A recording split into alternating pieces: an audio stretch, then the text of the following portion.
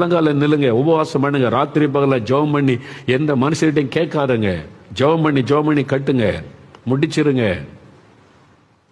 அப்போ நீங்க ஆண்டவர் சொன்னார், அப்ப ஆண்டவர் கேட்பார், நான் சொன்னா இவ்வளவு பெரிய சர்ச்சு கட்ட சொல்லி நீயா பிளான் போட்ட, நீயா கட்டுற?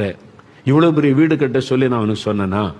எல்லாரும் சொன்னா நீ என்கிட்ட கேட்கணும்ல, எத்தனை ரூம் வச்சு வீடு கட்டது ஆண்டவரே, எனக்கு இவ்வளவுதான் வருமானம், என் தகுதிக்கு ஏற்றபடி வீடு கட்டி கொடுங்கன்னா ஆண்டவர் உதவி செய்வார். தகுதிக்கு மிஞ்சி பிளான் போட்டீங்கன்னா நம்ம தான் நிறைய பேர் கடனுக்கு காரணம். நான் நேற்றுக்கு சொன்னேன், தேவனுடைய இந்த கேம்பஸ்ல நிறைய கட்டடம் கட்டியிருக்கேன். தேவனுடைய வீடு, தேவனுடைய கூடாரம், தேவனுடைய மாளிகை, நிறைய கட்டடம். எந்த கட்டடத்துக்கும் கடன் வாங்கினது கிடையாது.